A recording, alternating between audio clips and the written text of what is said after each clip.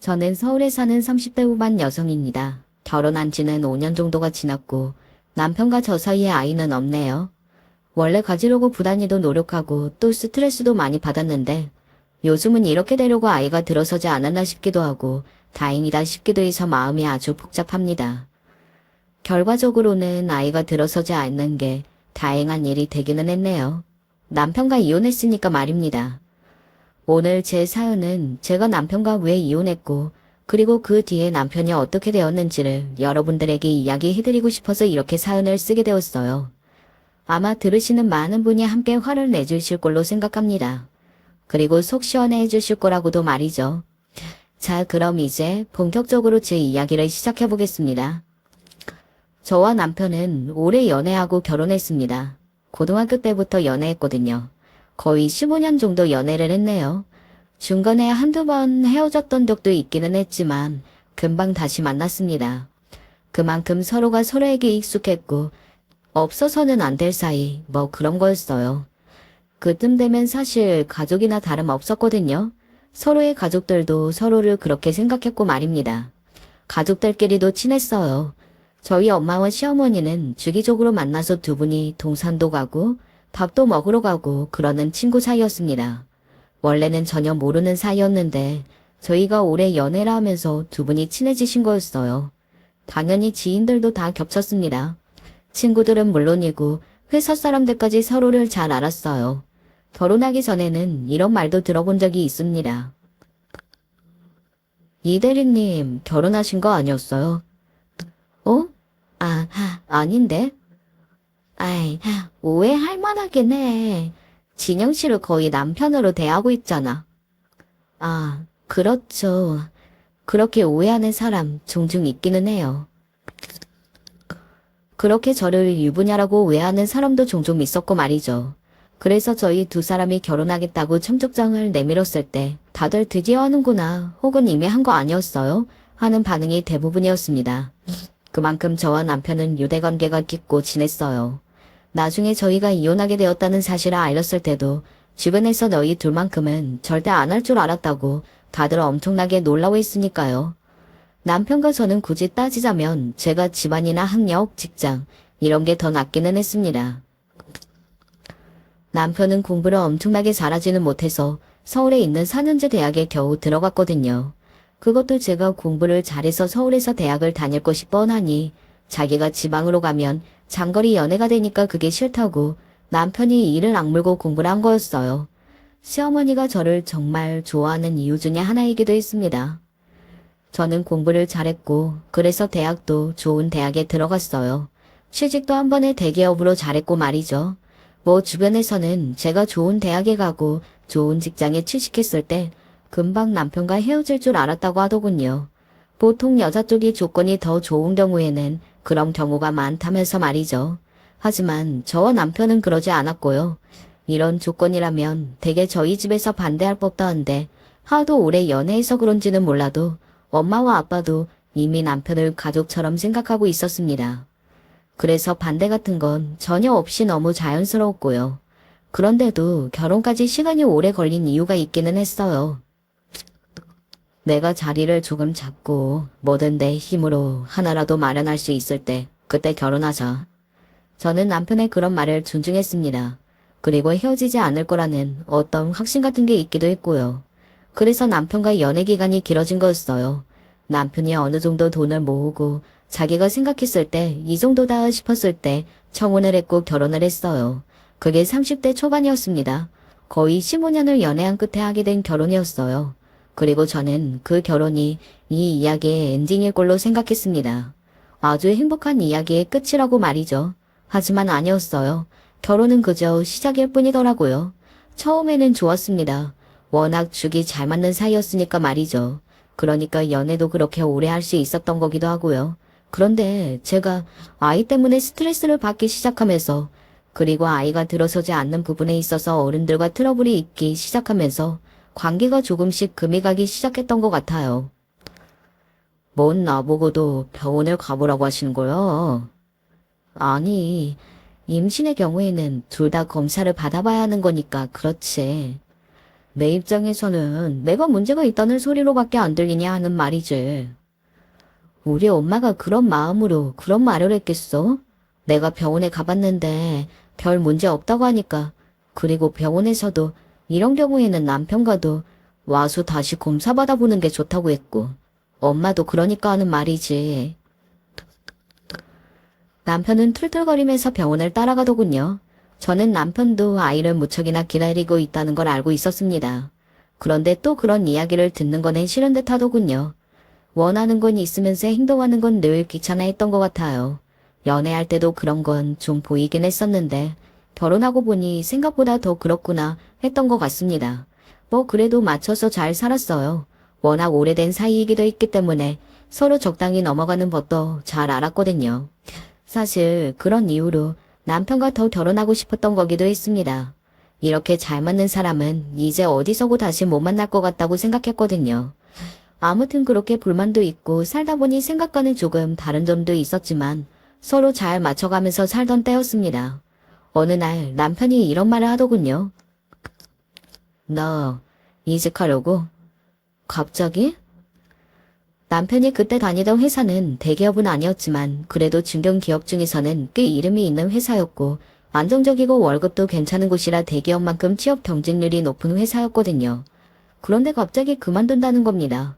저는 의아한 마음에 바로 되물었고요. 이직 제안을 받았어? 남편은 이직할 생각이 없다고 그전에도 저에게 여러 번 이야기했었거든요.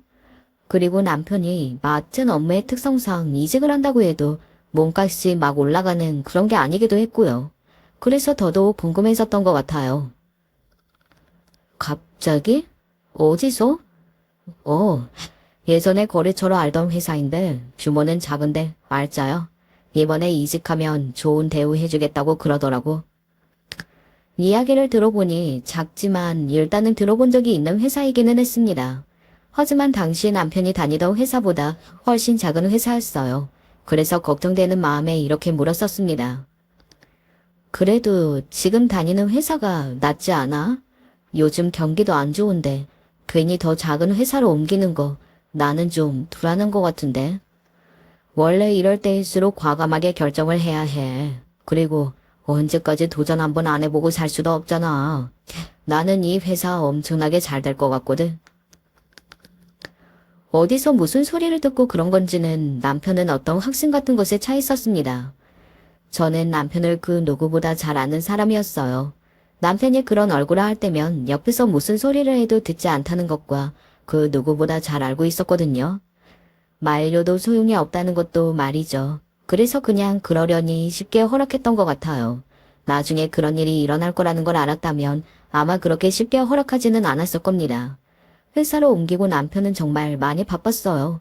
아시는 분들은 아시겠지만 작은 회사일수록 일이 굉장히 많은 경우가 많거든요.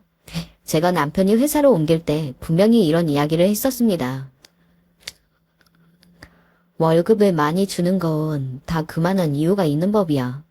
아마 일이 배로 많을걸? 그 정도는 아니래.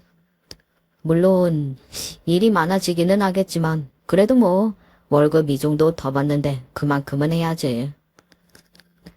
남편은 그렇게 말하면서 회사로 옮긴 거였어요. 하지만 많아도 너무 많은 일에 치여서 본인이 지쳐가는 게 눈으로 보였습니다. 거봐라, 내가 분명히 경고하지 않았느냐 라고 말을 할 수도 없었습니다. 너무 지친 게 보였으니까요. 매일매일 야근을 하고 다 죽어가던 얼굴을 하던 남편이 안쓰러워 보약이라도 한 제 지워줘야 하나 고민하고 있던 차였습니다. 남편이 이러더군요. 나 조금 한가한 부서로 옮길 것 같아. 그러면 원래 당신이 하려던 일이랑 다른 거 아니야? 사장님 직속 부서라 라인 타기에는 이 부서가 훨씬 좋아. 자기가 일을 너무 열심히 하고 잘해서 그런지는 몰라도 사장님 직속 부서로 가게 되었다며 저에게 앞으로는 일이 좀 더 한가해질 것 같다고 그러더군요. 그리고는 부서로 옮기고 초반에는 정말로 퇴근도 빠르고 여유가 생긴 것 같아 보였습니다. 그 전보다 함께하는 시간도 길어졌고 말이죠. 그런데 다시 어느 날부턴가 굉장히 바빠졌어요. 이번에는 일이 아닌 다른 이유였습니다. 아무래도 사장님 직속 부서라 그런지 술 마실 일이 많네. 회사 임직원들이랑. 흔히들 이야기하는 직장 상사들과 술을 마시거나 골프를 치러 가거나 하는 일이 많아진 겁니다. 사실 저는 그렇게 일을 하는 사람들을 아주 싫어하는 편이었거든요. 왜 있잖아요.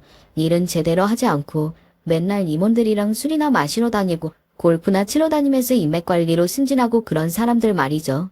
남편이 딱 그런 전철을 밟고 있는 것 같더라고요. 그래서 남편의 직장 생활이 마음에 정말 안 들었습니다. 그리고 어느 순간부터 남편이 달라진 것 같다는 생각도 들었고 말이죠. 하루는 이런 일이 있었어요. 그거 뭐야? 샀어? 남편이 지갑을 꺼냈는데 명품 지갑인 겁니다. 원래 명품의 미음자도 모르는 사람이었고 그런 거에는 관심도 없이 매번 사치품이라고 욕을 하던 사람이었는데 어디서 났는지 명품 지갑을 들고 있길래 너무 의아해서 물었습니다. 하나 샀어. 당신이? 임원분들이랑 술 마실 일이 많아서 법인카드 꺼내다 보면 다들 한마디씩 하더라고. 지갑을 제대로 된 걸 들고 다니지 뭐 그런 걸 들고 다니느냐고. 그래서 하나 샀어. 예를 들어 그런 게 굉장히 크게 달라진 점이라고 할 수 있겠네요. 들고 다니던 지갑이나 옷, 그리고 구두에 시계까지 신경을 쓰기 시작했으니 말입니다. 굉장히 비싼 것들이라 놀라기도 놀랐지만 순수하게 걱정이 되어서 한번 물었던 적이 있어요. 그거 다 사면 월급이 모자라지 않아? 남편과 저는 서로의 월급을 각자 관리하고 있었거든요. 한 달에 얼마씩 생활비 통장에 돈을 넣어서 공동으로 썼고 말이죠. 매달 꼬박꼬박 생활비 통장으로는 돈이 잘 들어오니 별말 하지 않았는데 그래도 걱정이 되기는 해서 물었습니다. 아니, 할인받을 수 있어. 이거 다 싸게 산 거야. 어떻게? 우리 회사에 사장님 자식이 다닌다고 했잖아. 회사 물려받는다고. 남편이 언젠가 한 번은 지나가듯 이야기했던 적이 있습니다. 후계자가 회사에 다니면서 후계 수업을 받는데 조금 꼴값이라면서 말이죠. 그 사람이 소개해줬어? 그런데 거기서 사니까 진짜 거의 반값이더라. 남편이 저에게 당신도 한번 가볼래? 내가 말해줄까? 하는 걸 거절했어요. 제가 남편과 잘 맞았던 이유 중에 하나가 바로 그런 거였거든요. 사치에 관심이 없고 실용적인 걸 좋아하는 그런 것 말입니다. 그런데 남편이 바뀌기 시작한 거였어요. 그리고 남편은 술도 잘 마시지 못했는데 사흘이 멀다고 술을 마셨습니다. 외박도 잦아졌고요. 당연히 저로서는 남편이 변했다고 생각할 수밖에 없었습니다. 그래서 그걸로 인해 크고 작은 다툼들이 계속 생겼어요. 당신, 너무 많이 변한 거 알아? 사회생활 하다 보면 이렇게 바뀌기도 하는 거지. 나는 뭐 좋아서 하는 줄 알아? 그러면 다시 전 직장으로 돌아가면 되는 거잖아. 들어보니까 거기서 당신 다시 오는 거 환영한다고 하던데? 앞서 이야기했지만 저와 남편은 워낙 연애를 오래 했기 때문에 주변 지인들을 서로 다 너무 잘 알았거든요. 남편의 전 직장 사람들도 다들 알았고요. 그래서 남편이 다시 돌아오면 자리를 마련해 줄 수 있다. 뭐 이런 이야기를 들었었습니다. 내가 그 회사 옮긴 이유 중에 하나가 뭔지 알아? 뭔데? 바로 지금 같은 이유 때문이야. 너는 내가 아는 모든 사람들을 다 알잖아. 심지어 회사 사람들도 다 아는데 내가 얼마나 숨이 막혔는지 알아? 내 일거수일투족을 당신이 다 안다고 생각하는 게 얼마나 답답했는지 아냐고. 저는 남편의 그 말이 꽤 충격적이었습니다. 제 지인들도 남편이 다 알지만 저는 단 한 번도 숨이 막히다거나 감시받는다거나 뭐 그런 생각을 해보지 않았었거든요. 그런데 남편이 그랬다고 하니 충격적일 수밖에요. 내가 뭘 했다고 답답해? 뭘 하지 않아도 모두를 알고 있다는 것 자체가 나를 압박한다고. 사실 저로서는 남편의 그런 마음을 이해할 수 없었는데 주변 사람들에게 물어보니 또 그럴 수 있다고 하기는 하더군요. 그럴 수 있어. 딱히 캐묻거나 이러지 않아도 그냥 다 아는 사람이라고 생각하면 조금 더 조심하게 되고 의식하게 되고 그런 건 있을 수 있. 왜 사람들이 처음 본 사람이나 아무도 자기 모르는 곳에 가서 다 털어놓고 오고 싶다. 이러는 이유도 그런 이유고. 나는 조금 이해는 되기는 하는데. 너희 너무 오래 붙어 있었잖아. 그럴 수 있어. 사춘기가 지금 오나? 하며 지인들과 웃어 넘기기는 했지만 마음 한편이 무겁기는 했던 것 같아요. 하지만 이야기를 듣고 보니 남편으로서는 그럴 수도 있겠다 싶어서 더는 아무 말도 하지 않았습니다. 그런데 남편의 방황 아닌 방황이 점점 더 심해졌어요. 요즘 외박이 왜 이렇게 잦아? 접대하느라 그렇다고 했잖아. 무슨 밤을 새우면서 하는 접대가 이렇게나 많아. 나도 힘드니까 그만 좀 물어봐. 뭐가 그렇게 궁금한 게 많아? 남편은 접대한 다음에 외박하는 경우가 잦아졌고, 그리고 그걸 물어보면 짜증과 화부터 냈습니다. 전에 남편의 모습이 점점 사라지고 있었어요. 설사 본인이 마음에 들지 않는 게 있더라도 다정하게 먼저 이야기해주던 남편이 없어지고 있었습니다. 나한테 뭐 불만 있어? 무슨 불만? 왜 요즘 나만 보면 짜증이야? 안 그래도 스트레스 받는 일 많은데 당신까지 꼬치꼬치 캐물으면서 신경 쓰이게 하니까 그렇지. 내가 어려운 거 요구하는 거 아니잖아. 그냥 나를 가만히 내버려둬.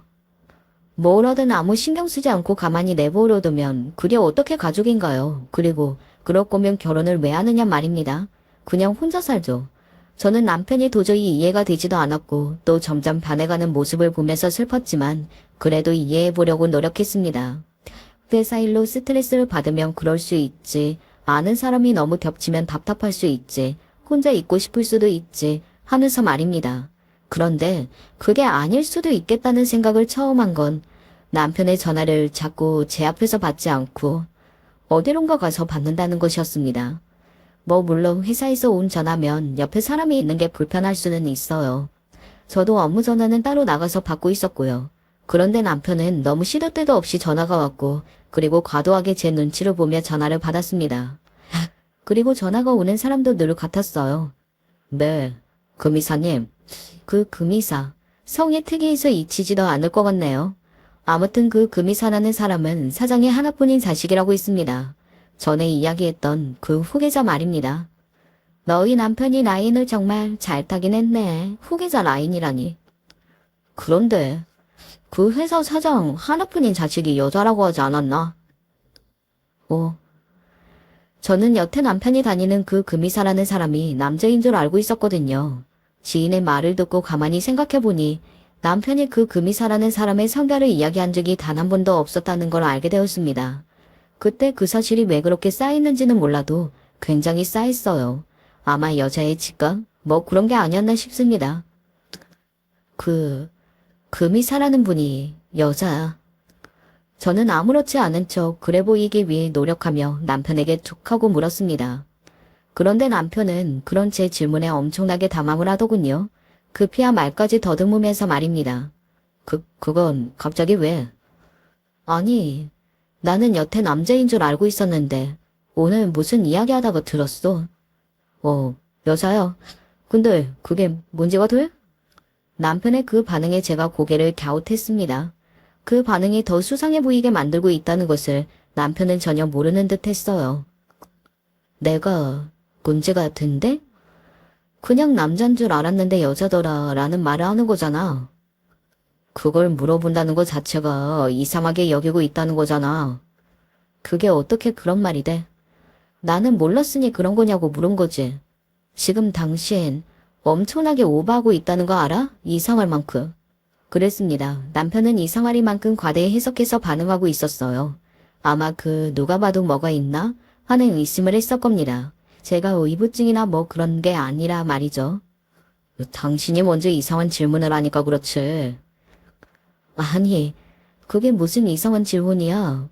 여자냐고 물어본 게 이렇게 화낼 일이야. 당신이 이상하게 생각하니까 그렇지. 내가 언제? 그런 질문을 하는 것 자체가 이상하게 생각하니까 하는 거지.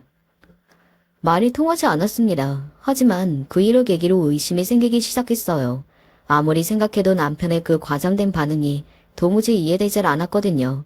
접대를 할 때도 언제나 그 금이사라는 여자와 함께했고 전화도 늘 그 금이사에게 왔으며 남편을 명품 소개를 해준 사람도 그 여자였으니까요. 게다가 남편의 그런 반응까지 봤으니 제 입장에서는 충분히 의심하고도 남을 만한 상황이기는 했습니다. 그리고 주변에서도 다들 그렇게 이야기했어요. 그런 애가 아니라는 건 잘 알지만 그래도 세상에 절대라는 건 없으니까 상황에 그냥 넘어가기에는 영 찝찝한 상황이기는 하다. 친구들도 하나같이 그렇게 이야기하더군요. 저와 남편 모두를 다 잘 알고 있는 친구들이라 세게 이야기하지 못해서 저 정도인 거지. 아마 그게 아니었으면 친구들도 굉장히 세게 이야기하며 남편을 의심했을 거예요. 저는 먼저 남편의 휴대폰을 살폈습니다. 사실 그런 건 제 손으로 하고 싶지 않았거든요. 그런데 확인하려면 그것 말고는 달리 방법이 없었어요.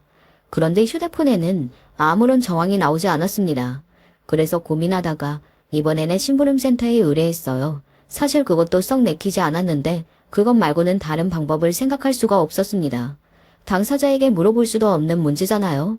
너 불륜하니? 이런 걸 어떻게 물어봐요. 한다고 해도 한다는 이야기 해줄 리도 없고 말입니다. 의심 가는 정황은 많은데 확실한 증거를 찾기가 힘들어요. 뭐 둘이 호텔 드나든 것도 같이 프로젝트나 일했다고 하면 그만이고 같이 술 먹는 것도 접대한다고 하면 그만인 거라 딱 둘이서 애정행각을 하거나 그러지는 않거든요. 그런데 한 가지 확실한 건 뭐요? 단연간의 제 직업적 경험으로 봐선 이건 불륜이 맞긴 맞다는 겁니다. 대심부름센터 직원이 보기에도 남편과 그 금이사라는 여자의 관계는 불륜으로밖에 보이지 않는다고 하더군요. 확실한 증거를 잡지는 못했지만 말입니다. 그렇게 되고 보니 저는 확실하게 결정해야만 했어요. 남편에게 따져서 진실을 듣던 아니면 이혼하던 둘 중에 하나 말입니다. 그대로 서로를 믿지 못한 채 그렇게 살 수는 없는 노릇이었으니까요. 남편이 불륜을 하고 있을 수도 있다는 그 사실 하나만으로도 저는 엄청난 충격에 휩싸였거든요. 자그마치 20년에 가까운 세월이었습니다. 연애하고 결혼하고 그런 세월이 말입니다. 친구, 가족, 남편, 뭐 아무튼 서로에게 절대 없어서는 안 될 존재라고 생각하고 살았어요. 그런데 이렇게 쉽게 다른 여자를 만날 수 있다는 그 사실에 저에게는 너무나 큰 충격이었거든요. 어떻게 우리가 함께 보낸 그 긴 세월을 이렇게 아무렇지 않게 쓰레기통에 처박을 수가 있나 싶어서 현실이 믿기지 않을 만큼 말입니다. 그래서 제가 간과하고 있는 사실 하나가 있었어요. 바로 제가 이혼 이야기를 먼저 꺼냈으면 꺼냈지 남편이 먼저 꺼낼 일은 없을 거라는 사실 말입니다. 잘못한 건 남편이니까 그런 뻔뻔한 짓을 할 거라고는 저는 상상조차 하지 못했었거든요. 그리고 제가 이혼을 하자고 하면 당연히 잘못했다고 매달릴 줄 알았어요. 저는 그러면 어떻게 해야 하는 건지도 생각하고 있었거든요. 그런데 둘 다 아니었습니다. 이혼하자. 남편이 먼저 이혼 이야기를 했습니다. 그것도 아무런 맥락이 없이 어느 날 갑자기 말이죠. 제가 자신의 불륜을 의심하고 있다는 말도 남편에게 한 적이 없었는데 말입니다. 너 만나는 여자 있는 거 맞지? 제가 그렇게 물었어요. 남편은 짐짓 놀란 듯 하더군요. 제가 그것까지 알고 있었다는 사실은 몰랐던 듯 했습니다. 하지만 이내 표정이 다시 침착해졌던 것 같아요.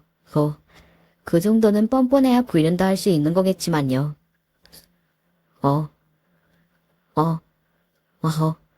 너 지금 뭐라고 했어?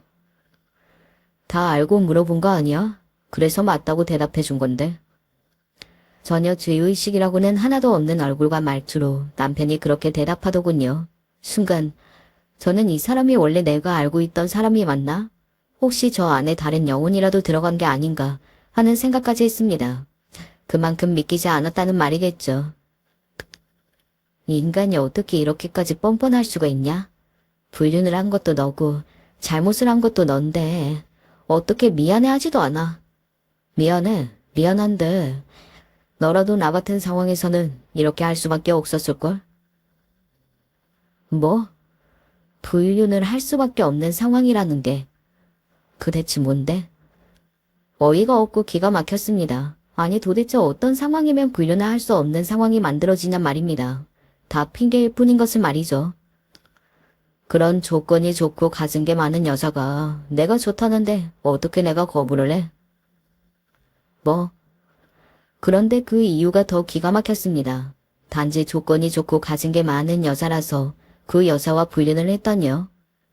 당신도 양심이 있으면 이혼해줘야 하는 거 아니야? 내가 이렇게까지 인생 역전을 할 기회인데 이 기회를 어떻게 그냥 놓치냐고. 기가 막히고 어이가 없고 그리고 엄청난 그 배신감에 뭐라 말도 못하고 입만 떡 벌리고 있었던 것 같아요. 그런 저에게 남편은 더 어마어마한 말들을 쏟아냈습니다. 조용히 이혼만 해주면 당신이 섭섭치 않게 위자료 줄 거야. 그 여자가 그러디? 돈 준다고 하라고? 어차피 당신도 내가 이렇게까지 나오는데 나랑 더 같이 살 생각 없잖아. 이렇게 된 이상 당신 입장에서도 돈이라도 받는 게 나아. 저희 20년 세월이 한 번에 부정당하는 기분이 들었습니다. 어떻게 우리가 함께해온 그 세월이 이렇게 순식간에 쓰레기 버리듯 지워버릴 수가 있는 건지. 저는 그 엄청난 배신감에 온몸이 떨렸고 눈에는 눈물이 줄줄 나왔던 것 같아요. 살면서 겪었던 모든 일 중에 가장 충격적인 일이었습니다. 이런 사람인 줄 몰랐던 게, 이럴 수 있었던 사람이라는 걸 상상조차 하지 못했던 제가 너무 어리석고 바보같이 느껴졌어요. 너 원래 이런 사람이었니?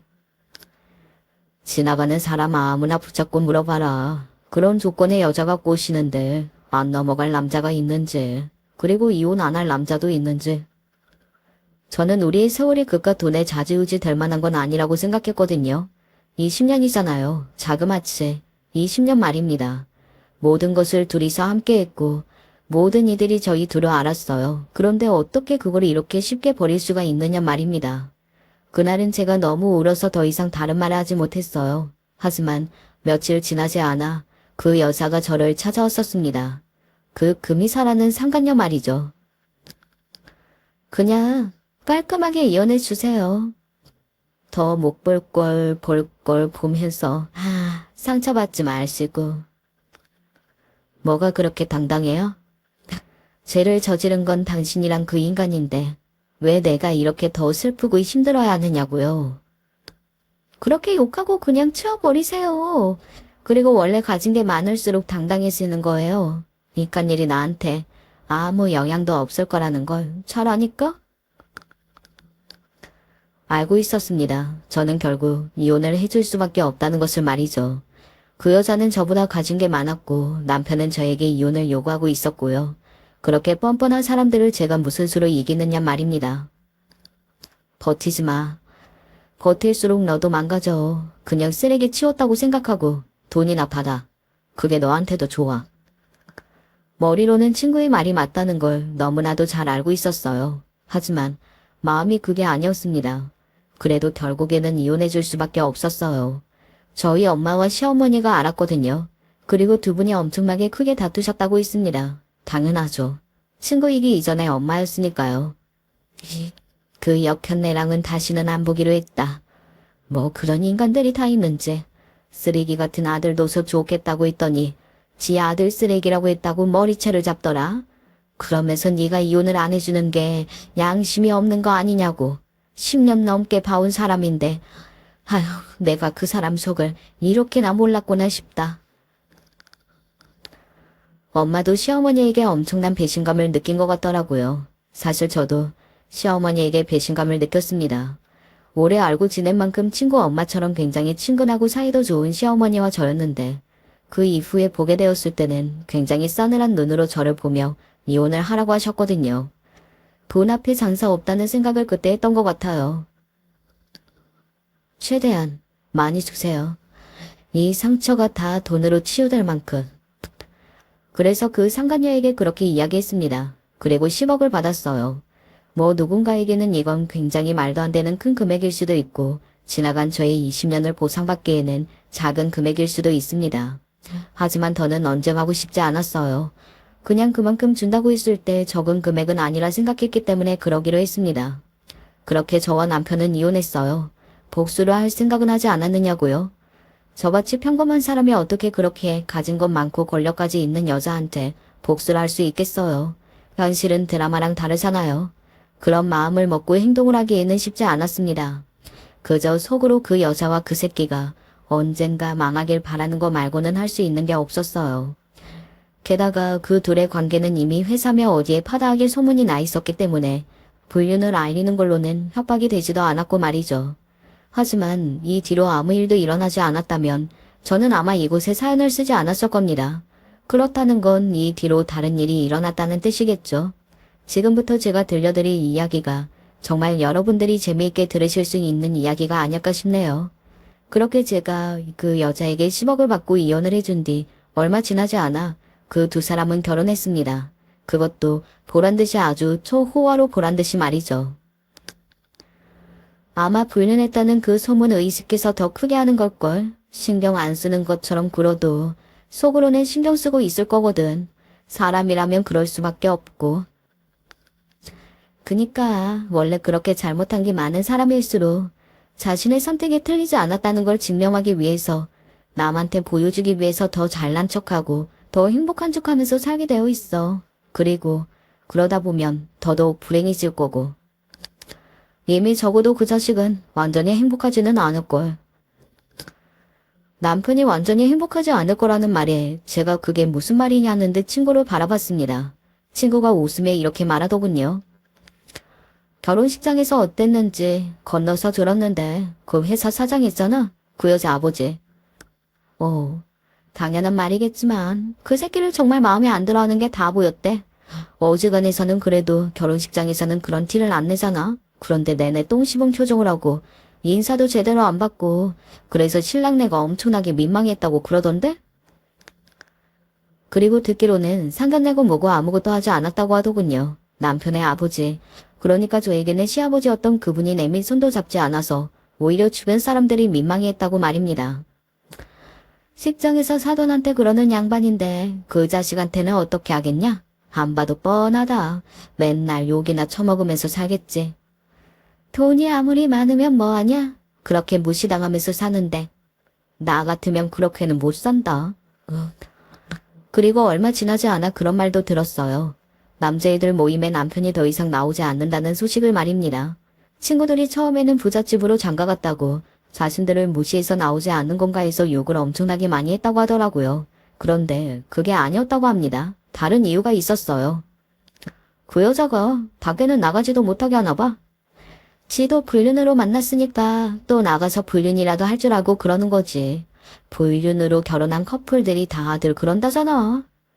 밖에 나가야 돈을 쓸 거 아니야. 돈을 쓰지도 못하고 집안에만 갇혀 있는데 부잣집에 장가간 게 무슨 소용이냐? 그러니까 말이야. 그러면서 장인어른한테 맨날 욕이나 처먹고. 물론 친구들이 저를 위로해준답시고 더 세게 이야기한 것도 있게 하겠지만 남편이 제대로 외출 한번 제대로 못하는 거나 장인어른 되는 사람에게 틈만 나면 욕을 들어먹는 건 사실인 듯 했습니다.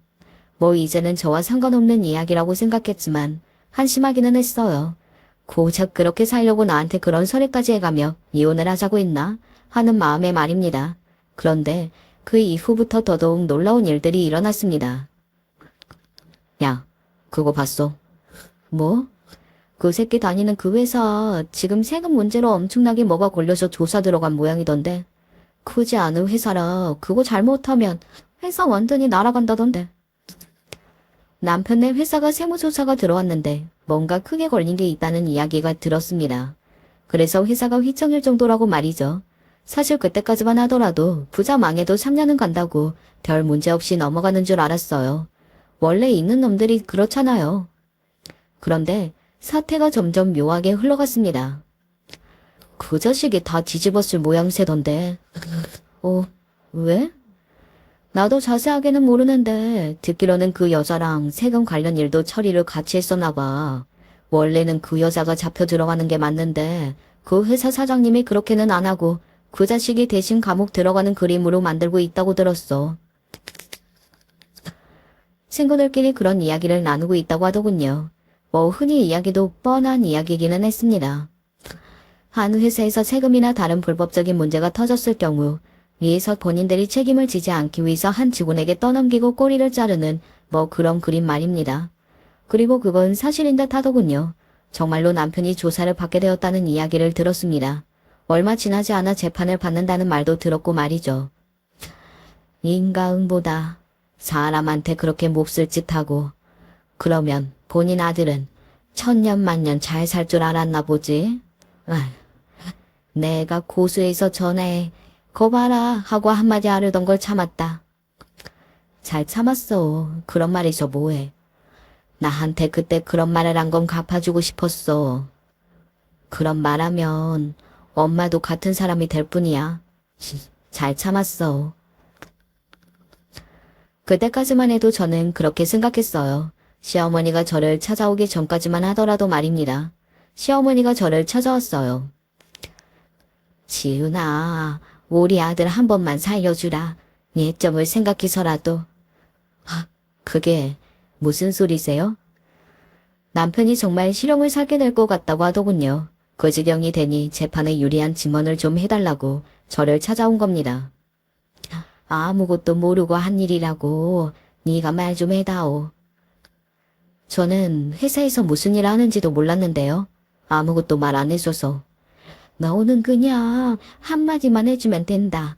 너한테 무슨 업무를 하는 건지는 모르겠다고 했다고. 그거 하나면 된다. 응?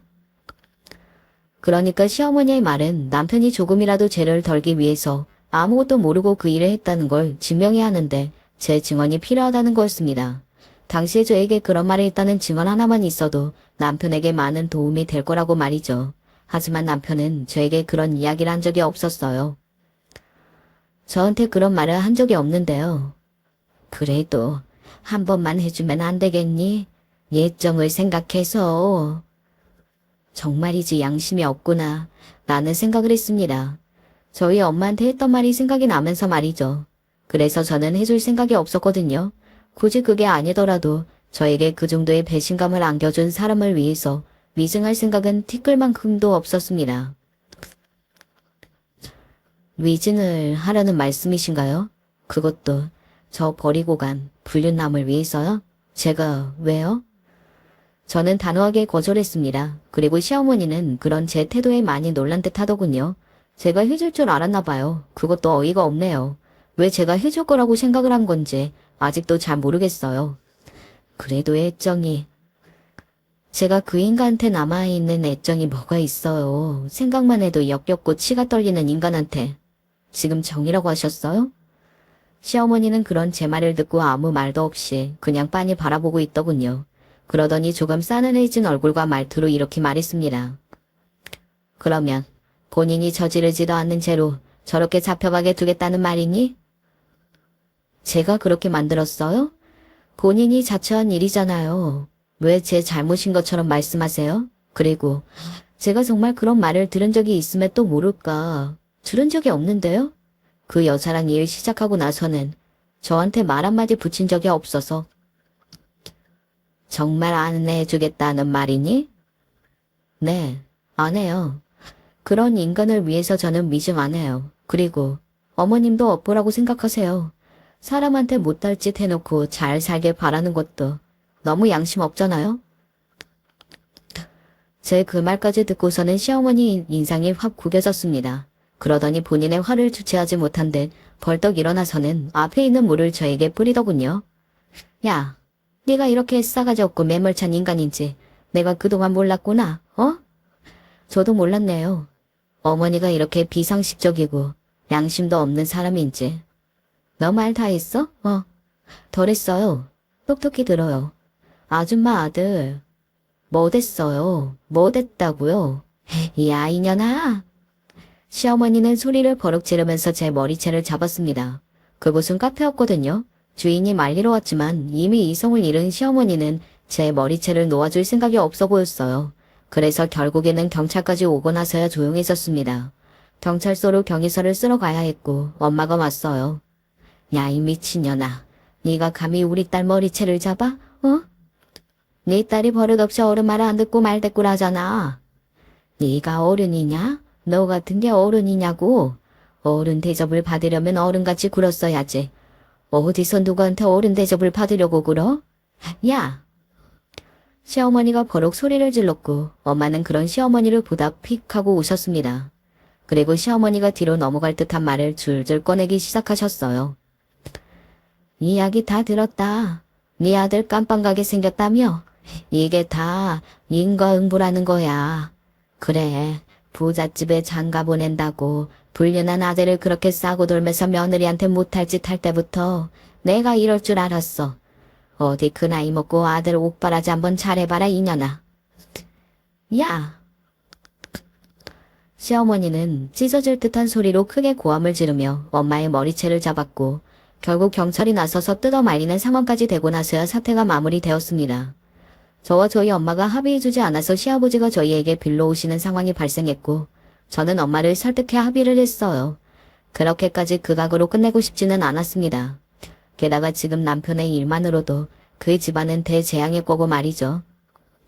인과응보라는 말이 없는 건 줄 알았는데 그래도 있는 거였더구나. 그러게나 말이야. 결국 남편은 실형을 선고받았다고 들었습니다. 그리고 얼마 지나지 않아 그 여자와도 이혼을 했고 말이죠. 아니, 이혼을 당한 거고 말입니다. 사실 처음부터 남편은 이용당한 게 아닐까 하는 생각을 한 적도 있어요. 뭐 그렇다고 남편이 불쌍하다든지 용서해야겠다든지 그런 생각을 하는 건 절대 전혀 아니었지만 말입니다. 이러나 저러나 저와의 20년 세월을 처참하게 밟아버리고 그 돈 많은 여자를 선택한 건 변하지 않는 사실이니까 말이죠. 시어머니는 남편이 일했던 그 상간녀의 회사 앞에서 1인 시위를 하다가 여러 번 경찰에도 잡혀가고 또 소송도 당했다고 들었습니다. 정말 사람 인생 한 치 앞을 모른다는 생각이 들었던 것 같아요. 저와 연애를 하고 결혼을 할 때만 하더라도 너무 안정적인 삶을 살았던 남편인데 말입니다. 만약 그때 이직을 하지 않았다면 지금도 똑같이 그렇게 살고 있겠죠. 저는 그 시절로 돌아가고 싶거나 남편이 왜 그런 선택을 했을까 하는 생각을 깊게 하지는 않습니다. 원래 그런 인간이었다고 생각해요. 그런 인간이었기 때문에 그런 선택을 한 거라고 말이죠. 같은 상황에서도 모든 사람이 같은 선택을 하는 건 아니니까요. 아, 그리고 정말 다행스럽게도 그 부연녀의 회사도 망했습니다. 보자 망해도 3대는 간다고 뭐 돈을 얼마나 가졌는지 아직도 떵떵거리고 사는지 아닌지는 자세하게는 모르지만 지도세도 소식을 모르는 거 봐서는 제대로 망한 게 맞는 것 같다고 생각할 뿐이에요. 네가 최종 승자인 거야. 그런 쓰레기도 치워버리고 돈은 돈대로 챙기고 그 여자한테 10억을 받았었잖아요. 그 생각을 하니까 정말로 그렇긴 하더라고요. 결국은 다 망하고 저만 다 받은 채로 이렇게 있는 거니 말입니다. 남편에게 만나달라는 연락을 받고 갔던 적이 있습니다.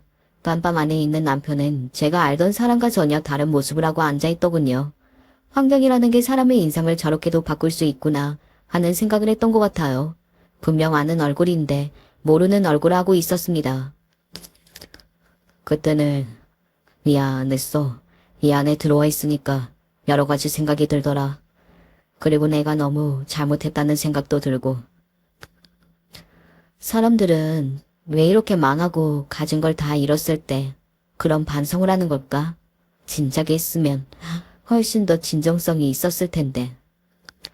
제 그 말에 남편이 씁쓸한 표정을 짓더군요. 잘 살았어도 그 여자와 떵떵거리면서 잘 살았어도 그런 말을 하고 반성을 했을지는 저는 의문이긴 했거든요. 그리고 안 했을 거라고 생각하고 말입니다.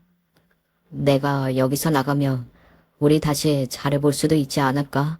나는 정말 너랑 함께했던 시간들이 너무 그리워.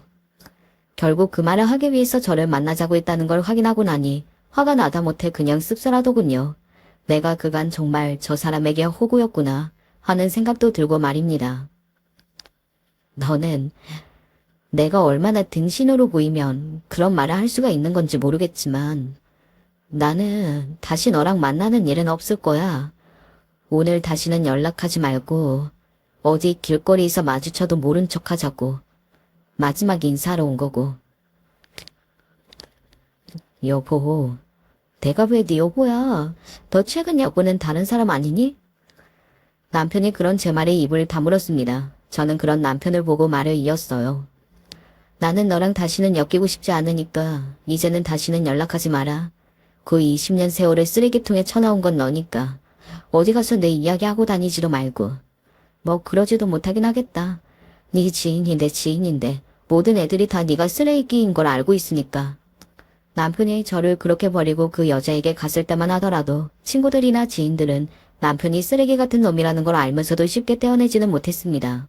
뭐 다들 오래된 친구여서 그랬던 것도 있겠지만 남편이 가지게 될 부와 명예를 생각하면 혹시 모를 꼼꼼을 생각해서는 그런 거였던 걸로 생각해요.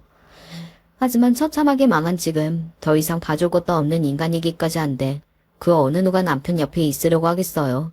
당연히 모든 무리에게 손절을 당했습니다. 저는 이미 그 사실을 들어서 다 알고 있었고요. 아마 남편은 깜빵 안에서보다 언젠가 나와서 마주하게 될 현실이 더 처참하다는 것도 본인도 알고 있었겁니다. 어디서든 취직이 되지 않을 거고 또 주변 사람들은 없고 말이죠. 그러니 저에게 이렇게 얼굴에 철판을 깔고 연락을 한 걸 거고요. 본인도 지푸라기라도 잡는 심정으로 연락을 한 걸 겁니다. 하지만 저는 그런 남편을 받아줄 마음이 눈꼽만큼도 없었지만요. 아마도 남편은 그렇게 평생을 후회하면서 살게 되겠죠. 그게 아마 가장 큰 형벌이지 않을까 싶네요. 오늘 제 이야기는 여기까지입니다. 속 시원한 엔딩일 수도 있겠고 다소 씁쓸한 엔딩일 수도 있을 것 같네요. 저도 막 개운하지는 않거든요. 그래도 어쨌든 잘못한 사람이 벌을 받는 결말이라 이게 맞는 것 같다는 생각은 합니다. 저는 이제 그만 사연을 줄여야 할 것 같습니다. 제 이야기 마지막까지 함께 들어주셔서 감사합니다. 언제 어디서나 행복하고 건강하세요. 안녕하세요. 인생이 쉽다고 생각하는 사람은 많지 않겠지만 유독 나의 인생은 더욱 모질게 느껴져 힘든 60대 남성입니다.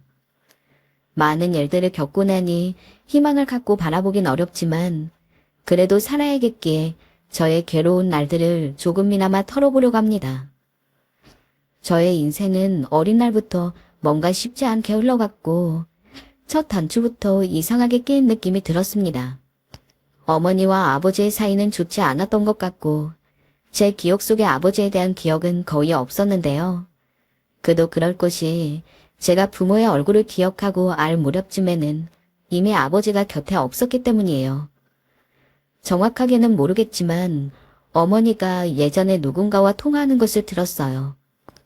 흐느끼는 목소리로 몇 마디 건넨 게 전부지만 60이 된 지금까지도 기억에 남는 말입니다. 애 아빠가 글쎄 나와 아이만 두고 도망가 버렸어요. 어떻게 하면 좋아요? 왠지 선명했던 그 말은 계속해서 제 가슴에 남았고 우리 아버지는 도망갔구나. 나와 엄마를 버렸구나 하는 인식이 강하게 있었어요. 어머니는 당시에 몸이 무척 약하셨고 누군가의 도움이 필요했지만 도와주는 사람이 거의 없었나 봅니다. 매번 학교에서 돌아오보면 어머니는 끙끙 앓으며 방에 누워 계셨고 저는 그 문을 열어볼 때마다 늘 가슴이 아팠어요. 그러던 어느 날 되돌아보면 이때부터 내 인생이 망가진 건가 싶은 일이 일어났습니다. 집에 돌아와 방문을 열었는데 어머니가 보이지 않았어요. 가슴이 쿵쿵 뛰면서 심한 불안감을 느꼈고 저도 모르게 가방을 내던지고 뛰어다니면서 어머니를 찾았네요. 그러던 차에 누가 저희 집으로 뛰어들어와 저를 부르는 소리가 들렸어요. 그때 그 소리는 가끔 아직도 꿈에 나올 만큼 평생 잊지 못하는 끔찍한 말이었습니다. 엄마가 돌아가셨어. 빨리 와보거라. 이웃집 아주머니의 목소리였어요. 저는 그 말을 듣고 돌처럼 굳어 아무것도 할 수 없었어요. 어머니가 아픈 것은 알고 있었지만 내 곁에 없고 영영 떠난다는 것을 조금도 생각하지 못했으니까요. 하지만 현실이란 당시 겨우 10살 남짓 되었던 저에게 너무나 가혹했습니다. 나중에 어른들끼리 하시는 말을 들어보니 상황은 정말 비참했어요. 제가 학교 간 사이 어머니는 숨을 헐떡이며 못 견뎌 하셨고 잠깐 반찬 주러 온 옆집 아주머니가 그대로 모시고 병원으로 가셨다더군요. 갑작스럽게 벌어진 일이었으며 뒤늦게 쫓아간 저는 어머니의 임종조차 보지 못했어요. 너무 슬퍼 눈물도 나오지 않아 제대로 울 수도 없었습니다. 이런 저의 가슴을 더 찌르고 휘집어 놓는 듯한 말을 듣게 되었네요. 어린 것이 애미가 죽었는데 울지도 않네. 독하네 아주. 왜 도대체 저런 말을 아무렇지도 않게 한 걸까요? 아버지 없이 자라서 아픈 어머니를 늘 붙잡고 잠들고 그 온기만을 누려왔던 저의 마음을 누가 알 수 있을까요? 텅 빈 마음에 상처만 가득 받고 몸에 맞지도 않는 상복을 입고 어머니의 장례를 치렀는데 말입니다. 저는 어머니가 어딘가 살아있을 것 같아 장례식장 내내 엄마라는 말을 중얼거렸습니다. 울기도 싫었어요. 인정하고 싶지 않았던 건지 고통을 외면하고 싶었던 건지 어떤 마음이던 건지 기억이 나지 않았지만 저는 끝끝내 울지 않았어요. 그리고 이 와중에 갑자기 아버지 생각이 났어요. 저희를 버리고 간 아버지. 아버지가 만약 우리를 버리고 도망가지 않았다면, 엄마를 잘 보살폈다면 이런 일이 벌어졌을까 싶었어요. 어머니가 몸 아프신 것도, 알아 눕게 되신 것도 결국은 아버지 때문이라 생각했어요. 저는 어머니 장례식장에서까지 아버지를 생각하며 분노를 활활 태웠습니다. 그리고 어린 마음에 아버지를 마주하게 된다면 가만두지 않겠단 마음까지 품었어요. 그 뒤 수소문에서 찾아낸 외갓집 식구들은 저를 어떻게 하면 좋을지 고민하시는 것 같았습니다. 몇 년은 우리가 데리고 있고 중학생쯤 되면 그때는 오빠 네가 데려가서 키우는 걸로 해. 몇 년 만에 마주한 이모의 말에 외삼촌과 외숙모는 얼굴이 어두워지시더군요. 이런 상황을 계속 지켜보고 있자니 정말 세상에 나만 혼자가 되어버린 것 같아서 모든 것이 두렵게 느껴졌네요.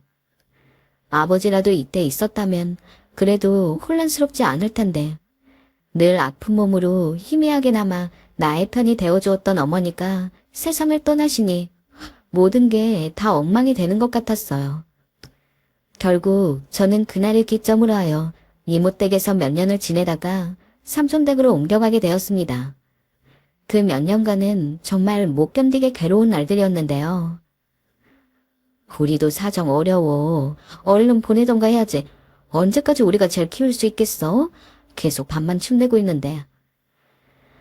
모두들 저를 누군가에게 떠넘기려 했고 저는 그 와중에 늘 낑겨 있었어요. 그러던 어느 날 너무도 트라우마가 된 사건이 발생했어요. 하루는 삼촌 댁에 있던 어느 날이었어요. 이모 댁보단 삼촌 댁에서 지내는 게 그래도 편하다고 생각하고 있었는데 그나마 삼촌이 저를 안쓰럽게 여겨주셨기 때문이에요. 그날도 삼촌 댁에서 편하게 포식을 하고 자매들을 하던 참이었어요. 갑자기 저 뒤편에서 삼촌의 조그마한 목소리가 들려왔어요. 누군가 전화를 하시는 듯 했어요. 나도 너무 힘들어. 애 좀 다시 데려가면 안 돼? 지금 취직도 안 돼서 내 몸 하나 건사하기 힘든 형편에 무슨 애야. 자꾸 칭얼거리는 것도 귀찮아 죽겠어. 왜 이리 들러붙긴 또 들러붙는지. 애만 사라지면 편해질 것 같은데 말이야. 아니, 내가 어제는 돌려서 너 다른 집 가고 싶지 않냐 물어보니까 싫다고 하더라니까. 부모가 없으면 눈치라도 있어야지. 눈치도 없어서. 당시 저를 예쁘해 주시는 줄로만 알았던 삼촌의 말을 들으며 저는 얼마나 상처를 받았는지 모르겠어요. 그저 숨을 죽여 울고 또 울었습니다. 다음날 삼촌이 제게 웃으며 밥을 먹자고 하는데 한마디 말도 못하고 그저 꾸역꾸역 밥을 먹고 학교로 얼른 나와버렸죠. 제가 듣던지 말던지 대놓고 멸시하는 소리를 들으며 부모 없는 자식이 홀로 세상에 남으면 이렇게 여기저기 천독꾸러기가 된다는 것을 한맺히도록 느꼈어요. 그래서 빨리 독립하고 싶은 마음에 고등학생 무렵 땐 근처에 있는 카센터에 가서 뭐든 시켜달라고 했어요. 잘 모르긴 하지만 어떻게든 외삼촌네 집에서 나가고 싶다는 생각에 악착같이 일했고 처음에 어리둥절하게 절 봤던 카센터 사장님은 점차 절 인정해 주셨습니다. 어린 나이에 기특하구나. 아직은 좀 헤매겠지만 왠지 더 잘할 것 같은데. 정말 오랜만에 저를 인정해주는 말을 듣게 되자 뛸 듯이 기뻐서 더 노력하게 되었어요. 처음에는 고달팠지만 하면 할수록 익숙해졌고 실력이 뛰어난 건 아니지만 저의 성실한 부분을 좋게 보셨던 사장님은 조금씩 급여로 올려주면서 계속 저를 써주셨어요. 나중엔 제가 정말 아들처럼 느껴진다며 직원과 사장의 관계가 아닌 아버지와 아들의 관계처럼 지내게 되었어요. 사장님이 좀 적적하신 날엔 술 한 잔을 같이 해드리기도 하고 얘기를 들어드리기도 하면서 말입니다. 우리 윤기 아니었으면 외로워서 어쨌는지 몰라. 내가 그때 널 고도 여기서 일하게 한 게 신의 한 수였어. 사장님은 종종 술에 취해 저리 말씀하시며 절 이뻐하셨어요. 그런 사장님을 보면 저절로 제게도 사장님 같은 아버지가 있다면 어땠을까 하는 생각이 들기도 했어요. 사장님에겐 아들이 2명 있었는데 2명 다 밥벌이를 제대로 못하고 사는 것 같아도 사장님이 정말 그저 따뜻하게만 대해주셨거든요. 또 몸이 아파도 아들 대학 보내려면 일해야 한다면서 그렇게 몸이 부서져라 일하시던 분이었어요. 그의 모습을 보며 내심 부럽지 않았다면 거짓말이겠죠. 허나 저는 그저 제 맡은 일을 잘하면 되는 것뿐이니 사장님을 보필하며 열심히 일했습니다. 그리고 20살이 되던 때엔 외삼촌 집에서 드디어 나올 수 있게 됐어요. 너 괜찮겠냐? 윤기야, 혼자 살 수 있겠어? 걱정되는데. 걱정하는 척 웃음기를 숨기는 외삼촌을 보니 환말이 느껴졌지만 전 그냥 무시하고 짐 싸들고 나왔습니다. 첫 자취방은 벌레가 오글거리는 단칸방이었어요. 생활 환경도 그렇고 여러모로 좋지 않았지만 여건상 구할 수 있는 방이 그런 반지하 방밖에 없었으니 매일 바퀴벌레 약을 뿌리며 그렇게 벌레와의 동거를 시작했어요. 일을 하면서도 부모 없이 늘 가난하고 외롭게 살다 보니 빨리 가정을 이루고 싶은 마음이 컸는데요. 당시 가까이 지내던 손님으로부터 소개를 받아 한 여성을 만나게 되었어요. 안녕하세요. 김윤기라고 합니다.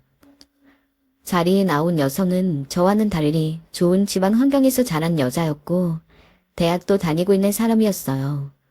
고졸 출신의 카센터에서 일하는 저와는 확연히 달라도 달랐죠.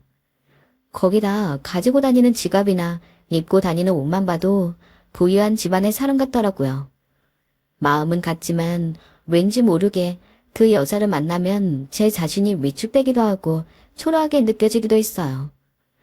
여자 집안에서 나를 좋아할까 싶기도 하고 괜히 제 가정 환경이 부끄럽더라고요. 어느 날 여자친구가 직접적으로 묻기도 했어요. 너희 부모님은 뭐 하셔? 생각해보니 부모님 얘기 들어본 적이 없네. 우리 부모님? 그냥 어머니는 가정주부이시고 아버지는 일하셔. 저도 모르게 그 여자 앞에선 거짓말까지 하고 말았어요. 당당하게 말해도 될 걸 저는 돌아가신 어머니마저 살아있는 가정주부로 둔갑시키고 도망간 아버지는 일한다고 해버렸습니다. 집에 돌아오는 길엔 어찌나 그런 제 자신이 불쌍하고 바보 같던지 저는 그 후로 그 여자분과 연락을 끊어버리고 말았습니다. 제게 남아있는 자존심은 오로지 꿈뿐이었던 것 같아요. 돈을 많이 벌겠다는 꿈. 돈이 있으면 사람들도 날 쉽사리 무시하지 못할 거고 아무도 절거리하지 않을 것 같다는 생각이 들었어요. 그래서 그때부턴 미친 듯이 일만 했어요. 쉬엄쉬엄 해, 윤기야. 병나겠어. 일 많이 하기로 소문난 사장님마저 저를 말리셨지만 저는 그럼에도 불구하고 계속 일만 해나갔어요. 그러다 보니 짧게 느껴졌던 시간이 점점 쌓여가면서 어느덧 무려 10년이라는 시간이 지나가게 되었네요. 할 수 있는 게 카센터 일밖에 없었지만 저는 나름 적응도 하고 은행 직원들과 친해지면서 마냥 적지만은 않은 재산을 모을 수 있게 되었어요. 또 어느 정도 돈이 모이자 장기 근속했던 카센터를 나와 다른 지역에 작은 카센터를 열었습니다. 다행히 작은 카센터였지만 손님들이 생겼고 금방 안정기로 접어들 수 있게 되었어요. 이젠 제가 사장님이 된 것이었죠. 제 나이가 그 당시 결혼할 나이였어요. 돈도 있겠다, 어느 정도 여유도 생겼겠다. 결혼이 하고 싶더라고요. 이젠 그 어떤 여자를 만나서도 무시당하고 거절당하진 않을 것 같았습니다. 그러던 중 은행 직원에게 한 여자를 소개받게 되었어요. 은행 직원은 그 여자를 소개시켜주면서 꽤나 재력가 집안이라고 말해주었어요. 부담스럽지만 않으면 한번 만나보라고 했는데 당시 자신감이 많았던 터라 거리낌 없이 나갔죠. 혹시나 거만할까 걱정하기도 했지만 만나보니 굉장히 소탈하고 참한 여자였어요. 말씨, 태도 하나에도 배려가 느껴졌고 무엇보다 절 마음에 들어하는 것 같았어요. 여자분의 아버진 중소기업을 운영하고 계신다 했는데 실제로 만나뵈니 굉장히 좋으신 분이신 게 느껴졌습니다. 저는 이 여자와의 결혼을 더 미루기 싫었습니다. 그래서 1년의 연애를 한 끝에 결혼 준비에 들어가기 위해 청혼을 했어요. 하지만 여자친구 쪽 어머니께서 반대가 있으셨어요. 뭐, 어머니 아버지가 없다고?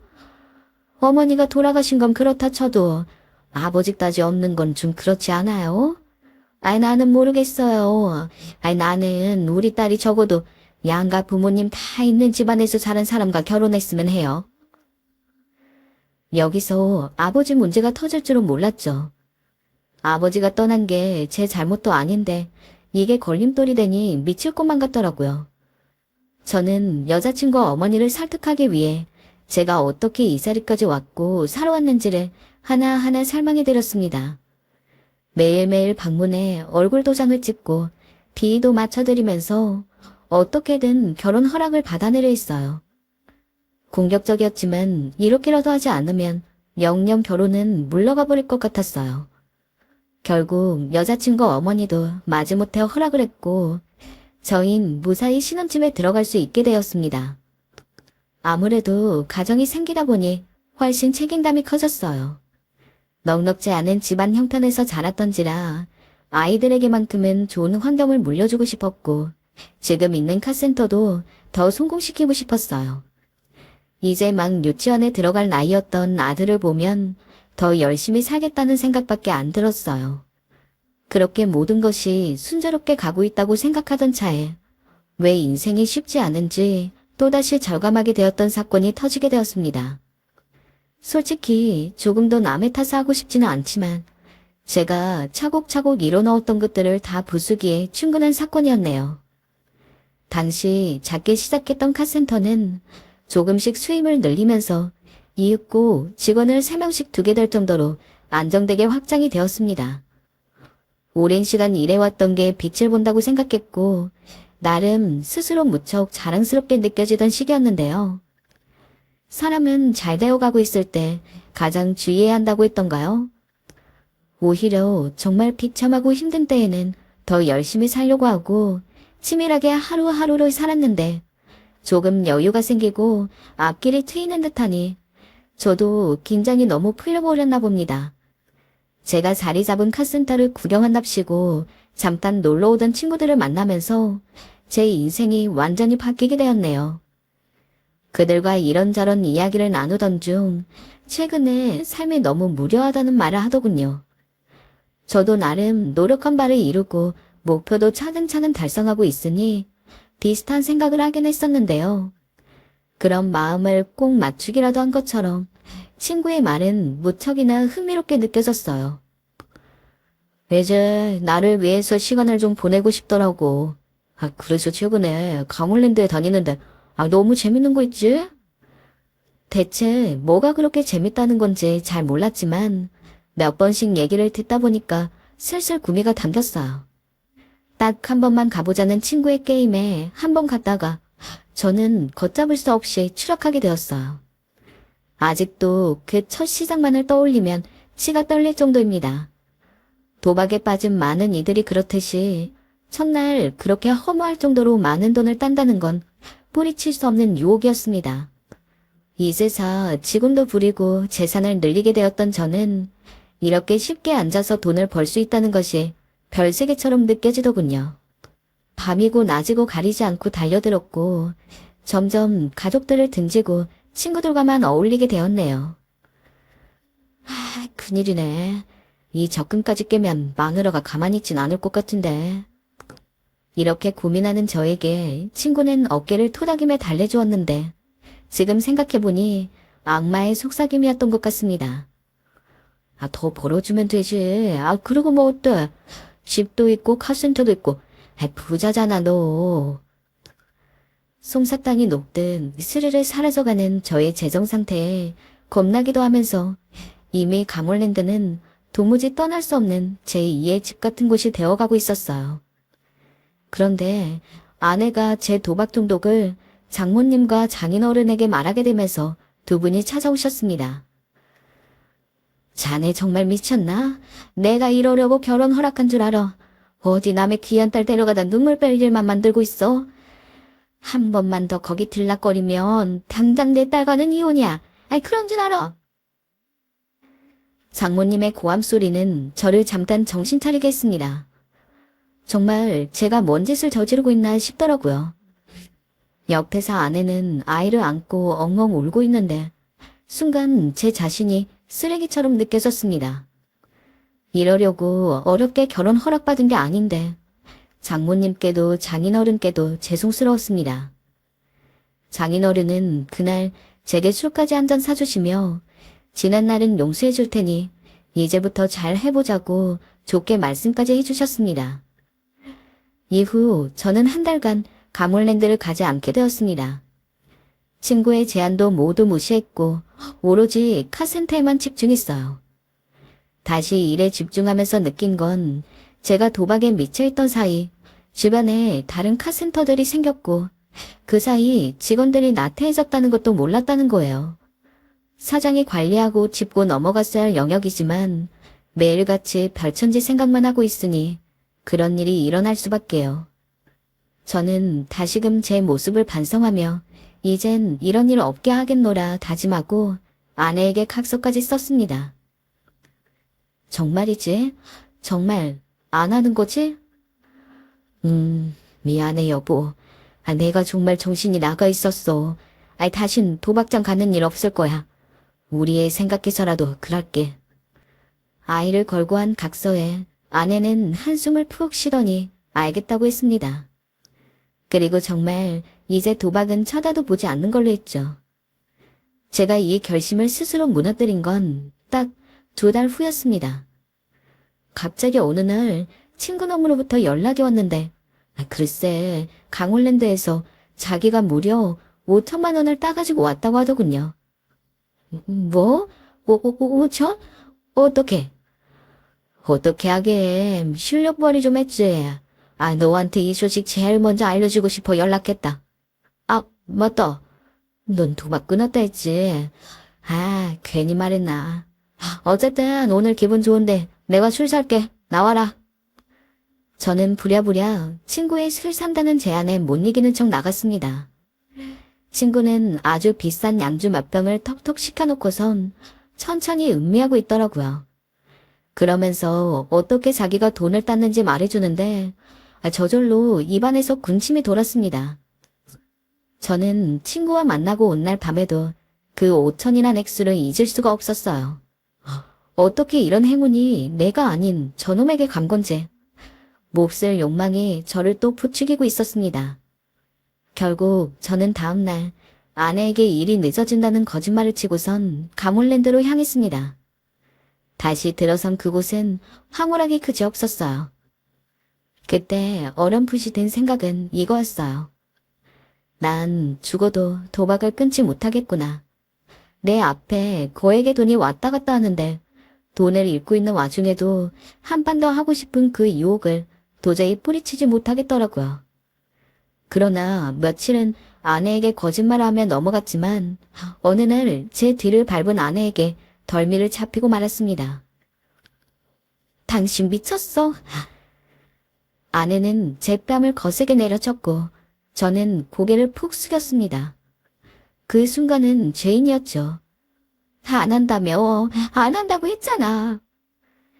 저는 또 무릎을 꿇고 빌었습니다. 이혼만은 안 되었기에 제발 버리지 말라고, 이혼은 안 된다고 빌고 또 빌었습니다.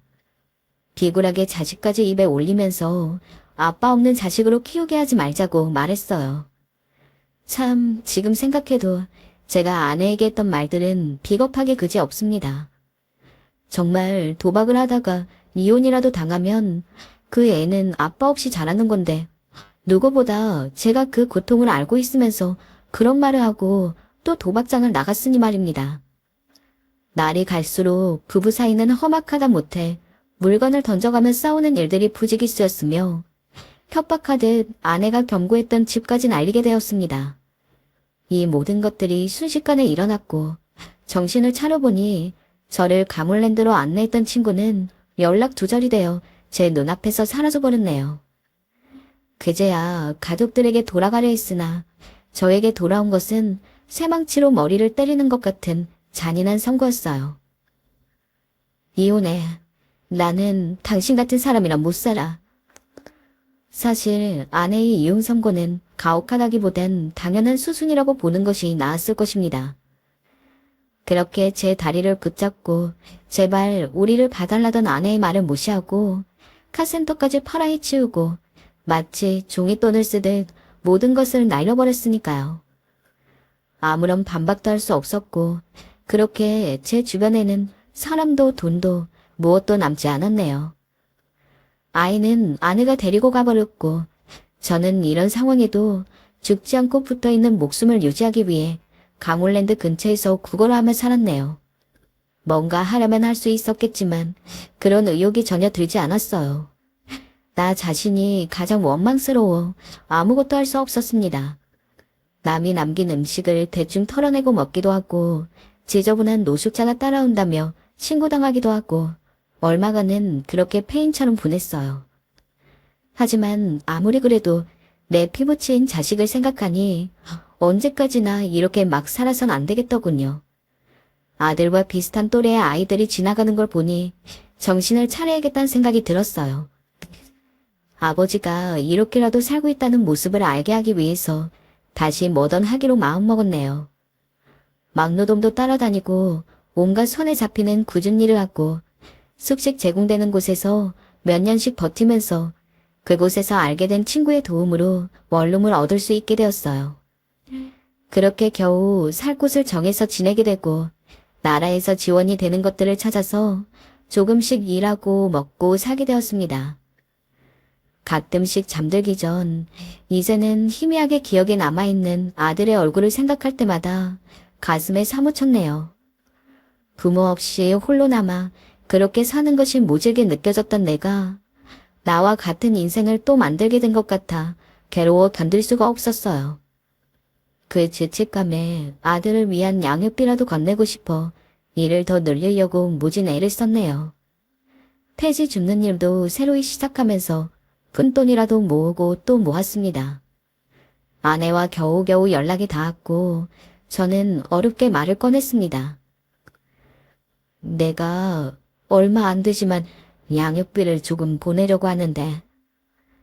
하지만 말을 잇기도 전에 아내의 말은 매몰차게 그 사이를 갈라버렸네요. 꼴도 보기 싫어.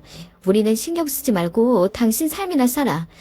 이제와 우리 앞에 나타날 생각 꿈에도 하지 마. 난 당신 꿈에서도 보기 싫으니까. 결국 저는 그쯤에서 포기하는 수밖에 없었어요. 새밤마다 깨서 아이의 모습을 그리워하며 울기도 하고 평범하게 가정이 있었던 시기를 되새기며 그저 묵묵히 돈을 모으게 되었네요. 제가 살고 있는 지역은 기초수급을 받는 분들이 많이 있었고 저처럼 도박으로 모든 걸 잃고 힘들어하는 분들이 함께 모여 살기도 했는데요. 저도 달리 마음을 둘 데가 없었지만 딱히 또 뭔가 정보를 교류하며 지내고 싶지는 않아서 내외하며 지냈습니다. 그런데 가끔씩 집 앞에 먹거리가 놓여 있더군요. 과일들이 종류 다르게 비닐봉지에 담겨 걸려 있기도 하고 어떤 때에는 쌀 10kg짜리가 놓여 있기도 했어요. 라면 한 박스도 있고 왠지 사회복지사분이나 이 동네에 살고 있는 비슷한 처지의 사람들끼리 서로 품앗이라 하는 것 같더군요. 출처를 모르니 받기도 애매했으나 과일은 거의 2, 3일에 한 번씩 놓여지는 것 같아서 안 먹고 상한 채로 버릴 수도 없고 그대로 가지고 들어오게 되었어요. 퍽퍽하고 힘든 삶에 조금이나마 살 구멍이 트인 듯한 기분이 들었네요. 그리고 그즘 전 다시 카센터에 들어가 일을 하게 되었어요. 바로 아주 예전에 절 걷어주셨던 그 카센터 사장님을 다시 만나게 되면서였습니다. 사장님은 제 행색을 보시자마자 이게 어찌 된 일인지 물었습니다. 그게 어떻게 어디서부터 이야기를 시작해야 할지 모르겠습니다. 제 은인 같던 분에게 도박에 빠져 모든 걸 날린 인생을 고백하자니 말을 하면서도 너무도 부끄러웠어요. 그런데 그분이 절 안아주시며 그러시더군요. 괜찮다고요. 사람 누구나 다 실수하지 않겠냐고요. 그냥 열심히 살라고요. 그 순간 눈물이 주룩주룩 흘러내렸습니다. 눈물 같은 건 흘릴 자격도 없다고 생각해서 요 몇 년간 메마른 채 살았는데 사장님의 따뜻한 그 말은 절 오열하게 만들었습니다. 사장님은 자기가 일을 하고 있진 않지만 관리하고 있는 카센터가 있다며 거기서 일해보라 권해주셨고 사장님이 또다시 내밀어준 손길 덕분에 저는 본격적으로 일을 하게 되었어요. 참 돌고 돌아 닿은 인연이었지만 그곳에서 일하는 건 고등학교 시절을 떠올리게 했습니다. 잘하고 싶은 마음에 부득부득 이갈며 열심히 했던 제 자신을 말입니다. 저는 그 초심을 생각하며 사장님이 베풀어주신 은혜를 생각하며 정말 열심히 일했어요. 그러던 어느 날 백발의 노인이 카센터를 찾아왔습니다.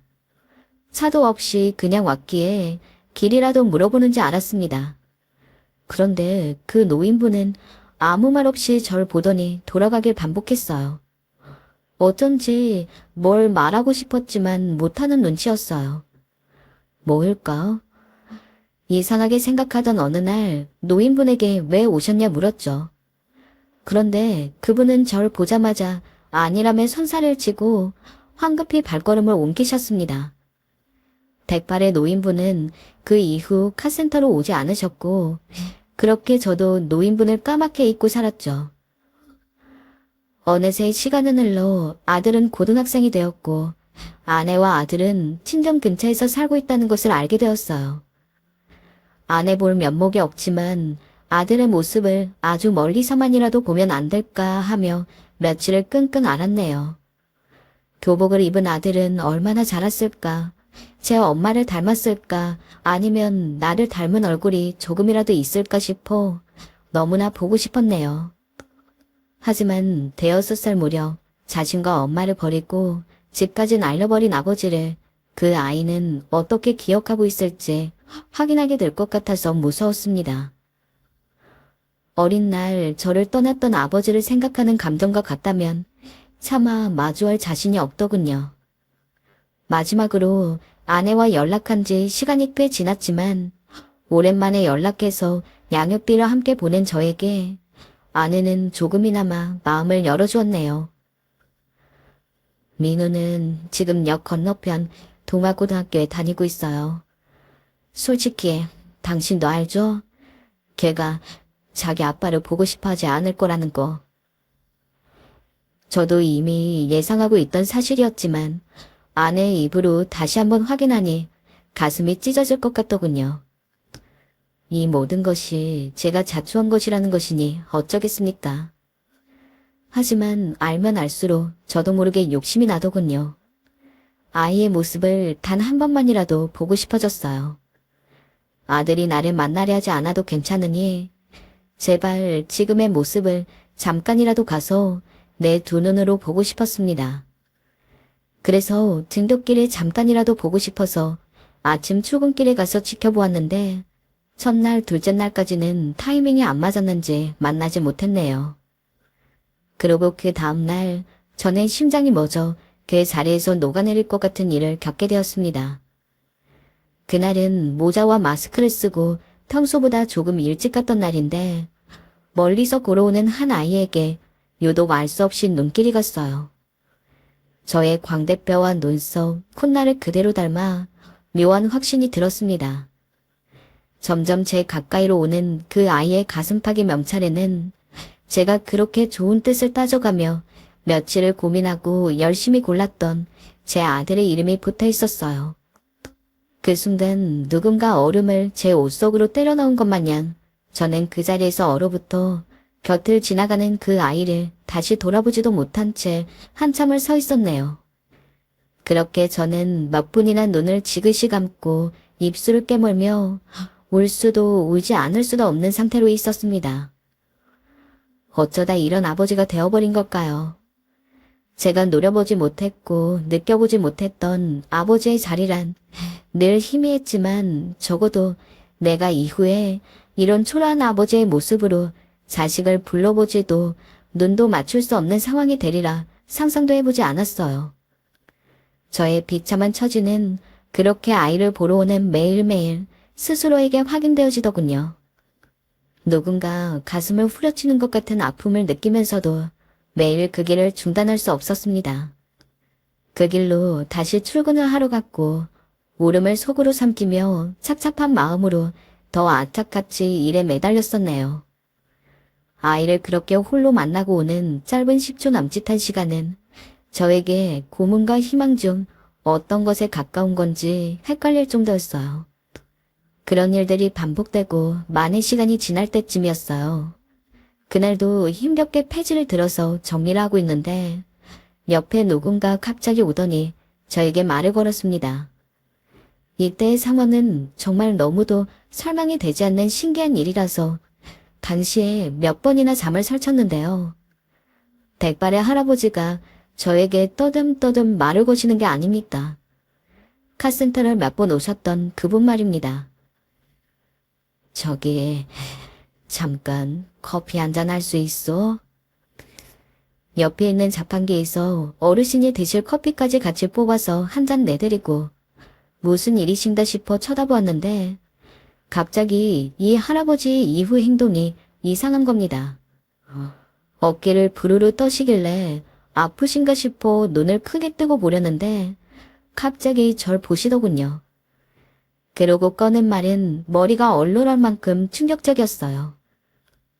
미안하네. 미안하네. 좀 솔직해. 난데없이 이게 무슨 말인 건지. 네? 그게 무슨 말씀이세요? 라고 답했어요. 하지만 여지없이 할아버지의 말은 똑같이 미안하다는 말만 반복하며 엉엉 우시는 겁니다. 자세히 보니 좀 왜소한 체격에 드는 완전히 굽어있고 어디서 본 적 없는 낯선 할아버지인데 왜 이런 이야기를 하시는 거였을까요? 그러더니 계속 이해할 수 없는 행동만 저에게 반복하시더군요. 갑자기 뭔가를 내미시는 겁니다. 그게 뭔지 봤더니 저에게 장난을 치는 건가 싶어 황당해졌습니다. 그건 꾸깃꾸깃한 로또 용지였기 때문이에요. 아니, 저한테 왜 이러십니까, 어르신? 정말 갈수록 황당하고 어디 정신이 아프신 분인 것 같더군요. 제발 받아주겠나. 얼마 안 되지만 내가 많이 미안함을. 계속 알 수 없는 말만 반복하며 이제는 큰 소리 내며 울기 시작하는 이 할아버지를 어쩌면 좋을지. 마침 주변에 사람이 없기 망정이지 크게 오해받을 뻔했네요. 로또 용지를 다짜고짜 받으라면서 사과를 대뜸하며 통곡을 하시는데 안 받을 수도 없고 너무 난감했어요. 일단은 자꾸 주시는데 받지 않을 수도 없고 받았더니 자꾸 확인해보라는 겁니다. 백지수표도 아니고 이게 뭔지. 아무튼 저는 눈앞에서 머리를 긁적이며 검색을 해보았는데요. 그냥 장난치시는 게 아니었더군요. 무려 저번 주에 3등 당첨이 되어 있는 번호여서 나름 놀랐습니다. 저분도 썩 넉넉해 보이지 않는데 대체 이걸 저한테 왜 주시는 건지 납득이 가지 않았어요. 뭐 저한테 대단한 잘못을 했다고 계속 우시는데 머릿속에서 여러 가지 생각이 떠들더군요. 혹시 예전에 내가 도박을 할 때 나한테 돈이라도 빌려갔던 분인가? 하면서 없는 기억 다 떠올려보며 열심히 생각을 해보고 있었어요. 그러던 중 할아버지는 울음을 멈추고 저에게 충격적인 말을 건네셨습니다. 듣는 순간 저는 손에 있던 모든 것을 바닥에 떨어뜨리고 말았는데 충격에 전화기까지 바닥에 세게 부딪혀 꺼져버렸어요. 나는 네 애비야. 이 어르신이 노망이 든 것인가 생각했습니다. 이게 무슨 장난질이란 말입니까? 아버지라니요. 저에게 아버지라는 존재는 없는 것이나 마찬가지였고 60대는 인생을 살도록 늘 뜬구름처럼 느껴졌고 손에 만져본 기억도 없었어요. 갑자기 웬 생뚱맞은 단어를 입에 올리는 건지 이 사람은 진짜 대체 누군지 혼란스러웠어요. 하지만 할아버지는 똑같이 저에게 다시 한번 발음을 정확하게 표현했습니다. 내가 네 애비야. 대체 뭐라고 하면 좋을지 모르겠더군요.